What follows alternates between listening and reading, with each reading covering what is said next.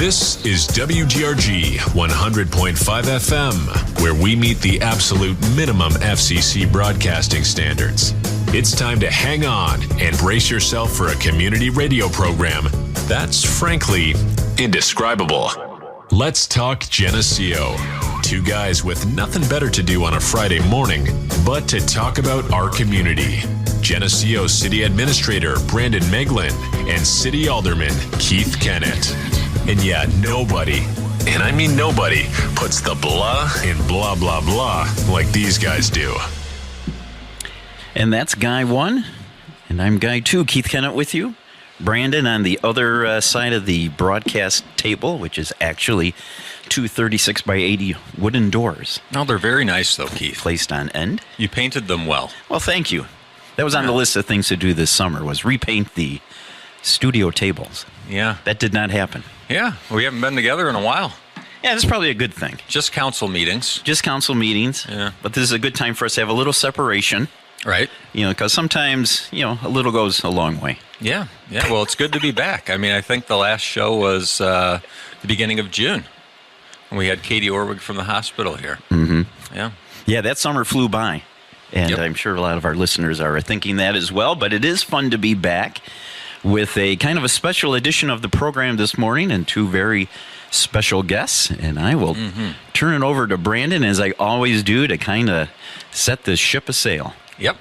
Well, welcome back to Let's Talk Geneseo. We appreciate everybody tuning in for the season premiere of Season 2 here at the studio at the Geneseo High School. And, we decided on August 9th, this date, to be the start of Season 2 because we have one of our premiere events that we're very excited about, Spook the Loop 2, coming up tomorrow here in Geneseo.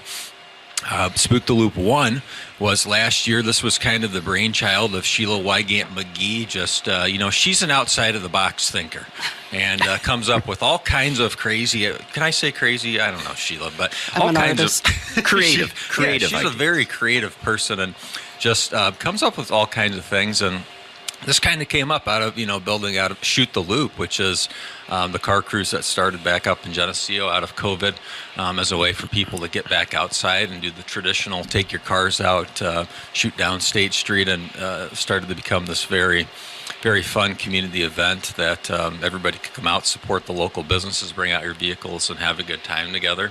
And Sheila put a spooky theme on this. Bringing Butch Patrick into Geneseo to be part of this. And last year it was a tremendous event. I mean, so many people came out. The businesses felt very supported. Everybody had a great day, and everybody had a great time. So with that, as I'm alluding to, we're joined this morning by Sheila Wygant McGee and Butch Patrick, a.k.a. Eddie Munster, here in Geneseo, back for a second year. So welcome you guys to the program this morning. Thanks for having us. Yes, and after your intro, I would like to be addressed as Butch Blah Blah, please. So noted. Three guys with nothing blah, better blah. to do. I love it. Thank you guys for being here again. And maybe we can just get started. We don't have real scripts here. Everybody knows how we kind of roll this thing. But Sheila, I'd like to start with you just kind of getting into what I alluded to, with you kind of coming up with this thought about bringing Butch here. I know you're a big fan, and bringing him here back to Geneseo, where he lived for a period of time, to be part of this event. Well, I think it just kind of happened. I'm part of the promote committee, and we kind of go over ideas of how to bring tourism to Geneseo, and I had come up with an idea about doing something in the stores where maybe a person will dress up as a person from our history in Geneseo. And I remember my cousin had gone to school with Butch, and she was, telling me that, he lived here for a while, and he was talking about how he was in these movies and nobody believed him. And then he took off to Hollywood and got his Munster role. And proved them wrong. Yes, proved them wrong. But they're believers now. But the idea was I had pitched to Zach. I go, did you ever think about bringing Butch back? Because he was part of, I thought if somebody could dress up like him and tell the story of being here. And But Zach's like, well, no. And I'm like, well, maybe I'll just look into it. And so I joined Butch's Facebook page, and you can post on it. And I typed in, what's the protocol to get you to come to an event in Geneseo, and then I erased it. And the next post that came up was Butch going, if you want to get a hold of me, go to munsters.com and send me a message. And that's what I did. And he was so easily accessible. It was unbelievable, actually. I thought for sure I'd get an agent calling me, and next thing you know, he's on the phone with me. You know, one of the things that, like internet and stuff, there's some really pros and cons to. But one of the great things about Facebook and the internet is the ability to do stuff like this, to reach out, to find people from the past, communicate, catch up, reconnect. It was amazing. And and as a kid growing up in the 5th grade, living in Geneseo, going to St. Malachy's, and I mean, yesterday during dinner I was talking about being from Los Angeles. One of my fondest memories is like waking up in the Midwest and looking out the window and a fresh coat of snow and putting on your galoshes and walking in the snow to school. Those are memories that have stuck with me, and that's why when she reached out, it was like an absolute no-brainer that I would be excited to come back. And that's it worked out really, really well. And we had a huge, I mean, I asked her last night, I go, how did it go? After the dust settled, she says it went really well. Yeah. Yes, it did. Yeah. It was the event of the year. Yeah. Zach, that's what Zach Well, said. and we just had our Chamber of Commerce annual awards dinner, a week or two ago. And, Butch actually just reminded me this before we started the program, that Sheila was named the Thank you, Volunteer Butch. of the Year for the Chamber of Commerce for and well-deserved. I mean, all of your Absolutely. efforts just doing this, really out of your spirit for community and passion for bringing Butch here and making it all work. Like I said, I think, you brought it up to me very early, and I don't know. That's pretty wild for Geneseo to do something like that. And can you really get them here? And and then it just started to snowball from there. I actually think it was a God thing, because I felt like I learned a lot doing it, and I think the town needed it, and in a way I thought Butch needed it too, because we wanted to celebrate him. Well, it's when I was driving in, I noticed you're on the mural committee, and the mural of Geneseo, right where I use it as my turning point. Hey, turn right at the mural. go around and park the trailer. But it's really, really nice, the artistic input and the city. I mean, the town looks great. It really does. And city, I call it a town. It's still pretty small. When I was here, it was a cobblestone street, and it was one stoplight and the volunteer fire department. It was just so Walt Disney Main Street USA comes to mind, but who could ask for a better place to hang out? As a kid, and then I got the call for the Munsters and left town. And by the time I was finished, my grandmother, who I was living with, had moved on to Macon, Missouri. So I had a very brief window. But when you're a kid, memories are important, and I consider my, the 5th grade in Geneseo and my 8th grade year in Macon, Missouri, a perfect balance between the big city hustle and bustle of LA and all the Hollywood and Hollyweird stuff, to have this grounded feeling of Middle America, Americana. Mm-hmm. So I couldn't be happier to be back. Yeah. Now, I got to admit, Butch, that, I'm a little bit too young to experience the original show, but I did last night in preparation. I watched the movie Munsters Go Home. It's a really great movie. But, I remember when I was younger, they used to play the show late at night. It was on like 11, 12 p.m. at night. And but I don't have, those memories like a lot of folks do of the show. And I'm sure you get tired of answering a lot of these questions, but, I would like to get into it a little bit. We've got about 20 more minutes. We have nothing but time, Butch. No, we got it. And I got blah, blah, blah up to here. But I can do this. Yeah. What, I guess as a child star, you were thrust into it pretty quick, and you appeared in a lot more than just the Munsters. But what are some of your favorite memories? You talked about being here in the Midwest and what you remember, but from the making of the show, what are some of the highlights for you as a kid? Well, when I was finishing up the book, the editor said the book is called Munster Memories, and he says, now I need, what's your favorite memory? And I go, that was my job. So I enjoyed going to work and doing the Munsters, but my favorite memory was when I had free time. And they say, we'll see you in an hour or an hour and a half. And then you go out the studio door and you look around and you're in the middle of Universal Studios with anywhere you want to go and anything you want to do, go explore. Because that's pretty much what kids like to do, little boys especially. So I had this incredible opportunity to go visit anything I wanted to do at Universal Studios for 2 years when I had some free time. And that's what I enjoyed doing. The Munsters was great, and I have great memories from it. But the idea of being able to sneak into sound stages and, see Hitchcock and Paul Newman and Lana Turner and Charlton Heston and all these people, and knowing how to get in and out of a stage without causing any noise or problems to where they would have to redo it. Because I'm dressed up as Eddie Munster, everybody knew I was supposed to be there, so I never got questioned. That was my favorite thing to do. Or go up to the makeup lab and see what they were creating, or go to the special effects department, just stuff like that. Now the house it's on the lot, the back lot tour of Universal Studios still, isn't it? It is, but they made it, when they painted it up to be used for Desperate Housewives, they never brought it back to what I think they should have done. They should have just left it like that and then built another one, because they got nothing but room back there. But no, the house they acknowledge it, but it doesn't look like the Munster house, which is really kind of a shame. Why do you think the Munsters has maintained such a nostalgia and popularity over the years still? Well, I can tell you now, as I'm sitting here looking at this video of Main Street and watching the cars go by, people by nature, I'll lead up to this, as people ask me, I wish they still made shows like that. How come they don't make shows like that? And I told them, I says, no matter how much you try to duplicate it, something from today, and do a period piece of then, watching it in real time back then when you were doing it, it was just a different time. People's mindset was different. People's thoughts and processes were different, and the people longed to go back to a happier time. And even though you can try to make that make-believe happen on TV, it doesn't work. You still don't see the 1961 Falcon, or you don't see Andy Mayberry's Galaxy 4 drive by. There's a feeling to it that they can't get away of.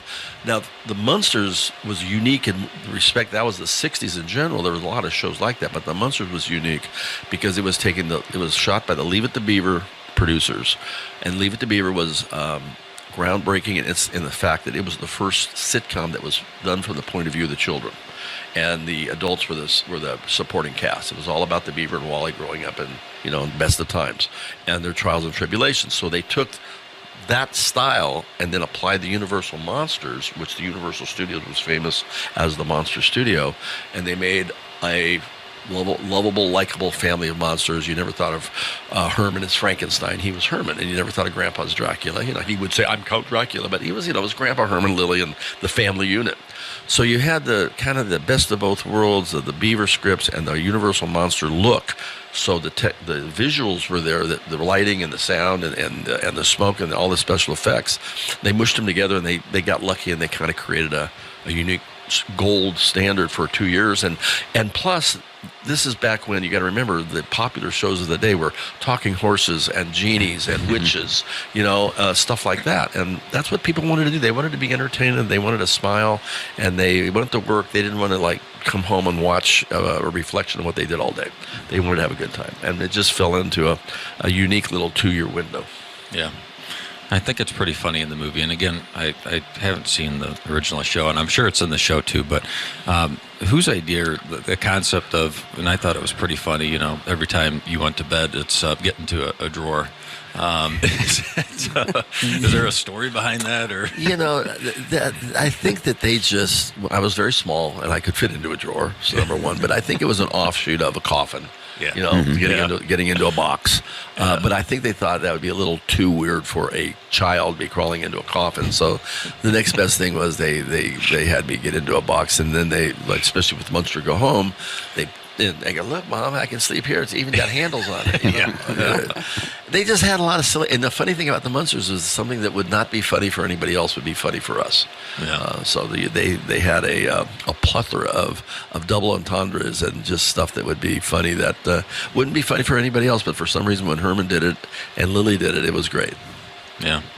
Are there any exclusive secrets that you can share from the behind the scenes, the making of the movie or the show that may be interesting to some of the big fans that are out there? a lot of the secrets and stuff that I probably, was not privy to because I was in school. Whenever you were done, you had to run to school. So a lot of the stuff, I would hear things going on, but I didn't see them because I was busy hitting the books. But the one thing that I always thought was the funniest thing that ever happened to me personally was it's near the end of the day, and we're doing an exit shot of the Munster house, and the car's out there. So we get into the car and we drive away, and the assistant director, Zimmy, says, "Fred, please come back immediately because we're losing our light and we want to do another one for safety just to make sure we don't get it." Because back then you didn't have videotape. You had dailies the next day, but you pretty much would say, cut, print, sound, do we got it, and then we would move on. So Fred jumps in the car. We all jump in the car and we go on. We're supposed to turn left and come back, and he just turns left and goes straight, and he keeps going straight. We go out the front of the studio, past the commissary, past the guard, onto Lancashire Boulevard. Now I'm sitting up in the back laughing. This is great news for me, but we don't know how much gas is in this car, and it certainly isn't very dependable. It could barely make it from George Barris's shop to the studio, which is about 1.5 miles without overheating. And he decides to go on a joyride for about 10 minutes, and we went up by the Hollywood Bowl. It was about 2 miles away, and the funny thing was people looking around wondering where the camera car is. This just can't be happening. And those were the type of things Fred was famous for, to keep everybody in check. And he was a prankster, had a good time. But yeah, the joyride in the Munster coach was the one I remember the best. Yeah. And Butch, maybe you could share a little bit about, as a young child, what was your inspiration, or how did you actually, go down the path of becoming a child actor, and also now you are a child actor living in Los Angeles. How was your life similar to most kids growing up your age, but also how was it completely different? Yeah, the first movie, what happened was my little sister, I was in the second grade, Michelle one of these days we're going to get her here. Yeah. Michelle, maybe next year, she could take my place. But Michelle, she was very cute, and a guy, our dad, was an influential guy in Gardena, and his friend wanted to be mayor. So he thought a good way to get Dave's endorsement would be to get Michelle into the movies or get her into print modeling. So they set up a photography shoot for her. And I went along for the ride that day. And when he was done with Michelle, the gentleman's name was Amos Carr, and he was like the go-to kid photographer in Hollywood. And he had a studio on Hollywood Boulevard, and when he was done, he looked over at me and he says, "Do you mind if I take a couple pictures of Butch? He's got kind of a look." And he put this goofy hat on me, and they took a picture. He liked it so much he put it out in the window of his studio, and about a month later, a director and a producer were walking by. It's almost like Lana Turner at Schwab's. But they're walking by, and he looks over and he goes, "Do you know where that kid is?" And he goes, "Well, no, I really don't, but I can probably find out."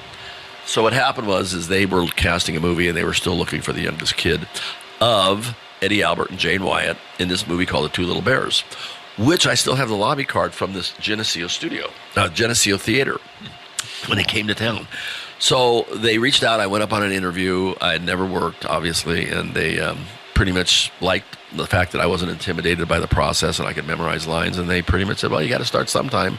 And my mom said, "You want to do a movie?" And I go, "Well, what's in it for me?" She goes, "You get paid and you don't have to go back to school." I go, "I'm in." Win-win. And it turned out to be a great little 6-week shoot. And like I say, with Eddie Albert and Jane Wyatt, Soupy Sales was the comic relief cop. But the best part was Brenda Lee played my 15-year-old sister. Mm-hmm. And she's still going strong. And Nancy Culp, who everybody remembers as Myth Hathaway from the Beverly Hillbillies, was our school teacher. So I had this great little 6-week experience. And during that period, I got a Kellogg's Cornflakes commercial, and then I picked up General Hospital, and then after General Hospital, I did the Real McCoys, and so on and so on and so on.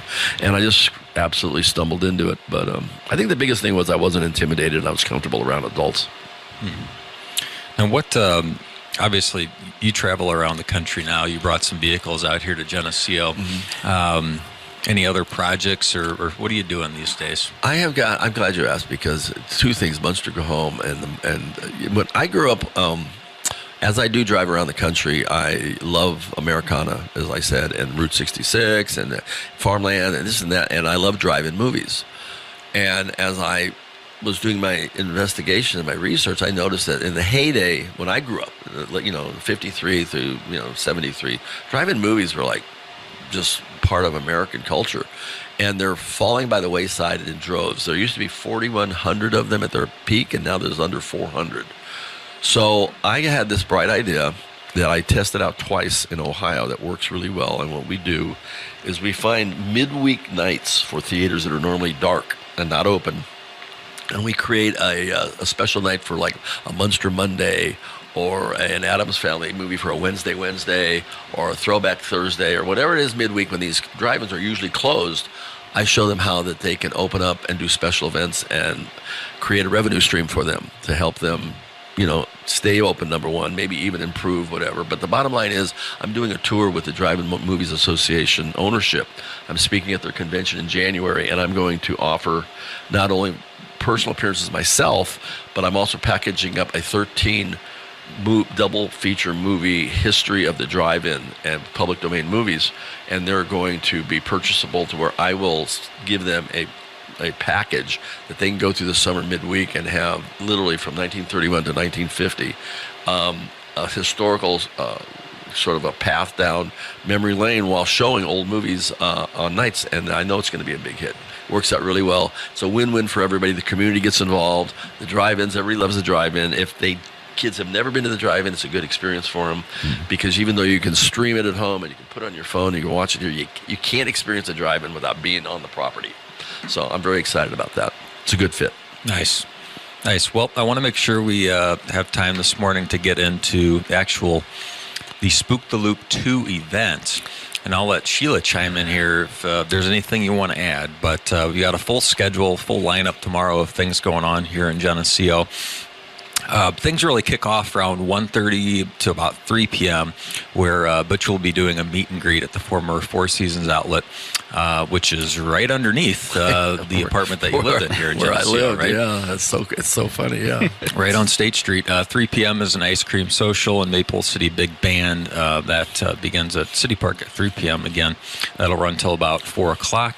4 to 6 o'clock is the Shoot the Loop event. AMC Sound will be out, the DJ at the City Park. That should be fun. And then 5 o'clock, they will announce and kick off the actual cruise and shoot of the loop in downtown Geneseo. Then 7 to 9, everybody will kind of migrate north to the Central Bank Pavilion, I believe is where this is at, right out in front there. The street will be closed. Butch will be doing another meet and greet there. We'll have the Dragula Chopper on display at that. Is it only the Chopper that's here? No, Dragula and the Chopper. Dragula and the Chopper, okay. Both here again this year. And then 8 to 11 p.m., very popular band Lynn Allen will be here again. Really appreciate Hanford Insurance, who brings out Lynn Allen to this event for the second year in a row.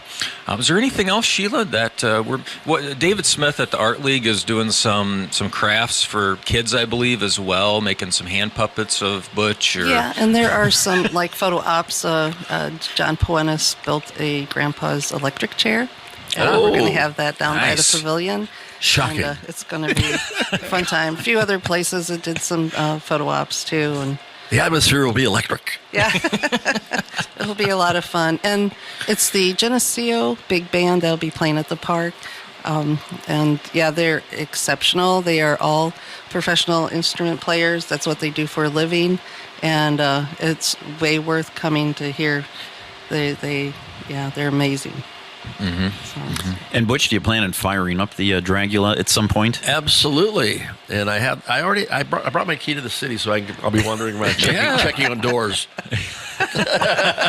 No more keys to the city. I got mine. Don't expect any big plaques this year, but no, I'm good. You kind I'm of good. blew our whole budget last year on you. It's everything we had. And also for the people that got caught in the traffic jam last year, they've got a new plan for shooting the loop. Yes. Yeah. Big thanks to Gas mask. Deputy. I think there were so many people overwhelmingly that turned out last year that Deputy Chief Gene Carson does a fabulous job of helping the chamber and Sheila get these things, and so they're actually going to have, I believe, waves of vehicles going out this year. Yeah. Because the expectation is so high for so many folks to roll into the park there. It's a nice problem to have, but it was funny. You need to go two ways. You go loop that way, loop that way. Loop.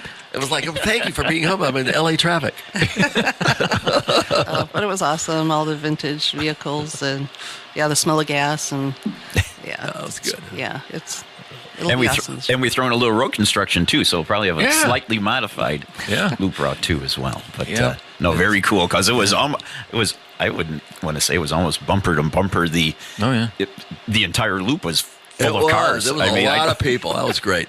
It was very cool. Well, the So, waves should help out. I mean, then people won't get in gridlock and sitting there. So. Yeah. Yeah, we'll really appreciate you guys being here today, and looking forward to Spook the Loop 2 tomorrow. You know, you can spend the whole afternoon and whole night in Geneseo. We hope a lot of folks come out from the Quad Cities as well. I know a lot of people came over from the Iowa side and maybe even some other states last year. Well, and the fact that it's a free event is, Right. a big plus. So, Right. Where can you find that? Yeah. and the weather looks like it's going to be And- perfect. So what could be And better? family friendly as always. Yes. Yeah, it's not too spooky. Bring the kids. It's fun, spooky. Not, That's right. Not Might scary. have some spooky. bubbles. It's like Munster spooky, right? Right. Well, thank you guys very much for being here.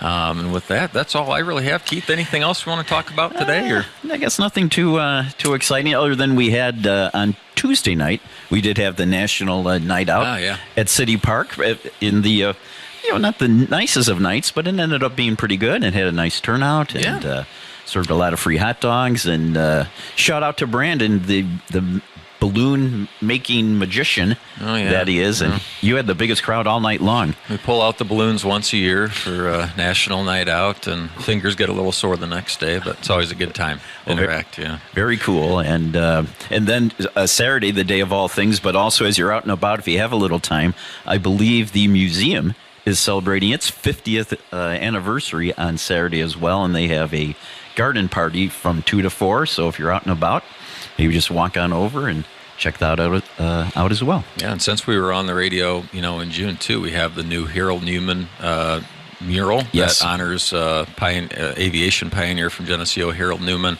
Beautiful mural downtown Geneseo, right next to the railroad tracks, right across from the band mural that was painted last year.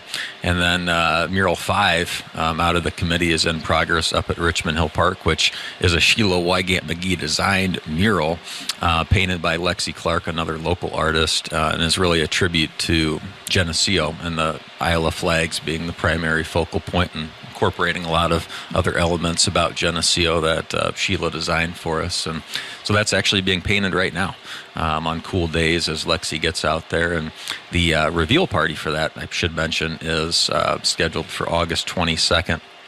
That's something that the Chamber of Commerce will be hosting, 5:30 p.m. See the finished mural and have a little get-together up there. There you go. Always something going on. And for more detailed information, the Chamber website, the city website, Facebook sites, all that stuff has all the details and stuff. Yeah. And so with that, Brandon, will we be back next Friday? I think so. All right. If you're up for it. Sure. I don't know if we can get any other Hollywood celebrities here, but you're our first one. We're starting strong, Butch. It's downhill from here. Okay. Yeah, we will. We'll be back, and for most Fridays for the foreseeable future, we'll have the program back on. There you go. Okay. Well, we appreciate again Butch and Sheila for coming in this morning, and for Butch you coming back to your fifth grade home here in Geneseo. But there you go. But Geneseo, once you're here for 2 days or 2 months or all your life, you're a Genesean. I'll figure out Happy a way to to get get back here again with the drive-in or somehow. If I got to put a blow-up screen in a cornfield or something. Maybe we can sell you a house this year while you're here. We'll talk later. Yeah. Okay, well, thanks very much, and thank you for listening. And this is WGRG 100.5 FM in Geneseo.